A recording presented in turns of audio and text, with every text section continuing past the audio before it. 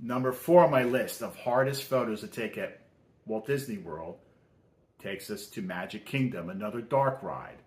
Yo ho, a pirate's life for me. Yes, in Pirates of the Caribbean, the shot I'm talking about is near the beginning of the ride, right after Dead Men Tell No Tales. You kind of come up to it real close. It's on your right-hand side.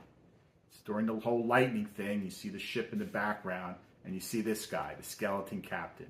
And I think it's tough because it's right at the beginning of the ride, and you just kind of get adjusted to the darkness. And if you don't have your settings set, it's too late because it comes and it goes, and it's pretty quick.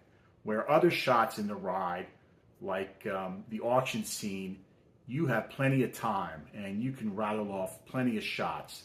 You have time to adjust. This comes and goes pretty quick, so you have to be ready. And what you may want to do is put your shutter on continuous shooting, high speed continuous shooting, to get this shot. Rattle off like 5 or 6 shots a burst to increase your chances of getting a sharp image. I got away with 1/100th of a second on this shot. Generally, you want to be 1/200th of a second to get it, to make sure you're going to get it. The rest of the ride, you don't have to be that fast because the boat's moving slow and you don't have a lot of action like you do in Dinosaur. It's a little calmer ride. Well, it's a lot calmer for the most part. But this one sneaks up at you at the beginning. You got to be ready.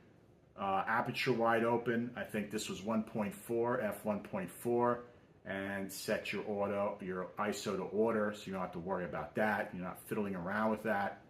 And with today's sensors, where it's ISO invariance, meaning that you can always adjust. If you shoot in RAW, which I do, you can always adjust your photos in post processing, like in Lightroom.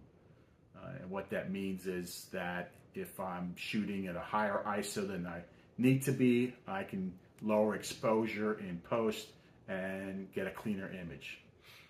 But this is the shot I think is the toughest to get, and in Pirates of the Caribbean, because of the fact that it comes up on you real quick and you got to be ready, and it doesn't last that long. So that's number 4 on my list, the Pirate Captain.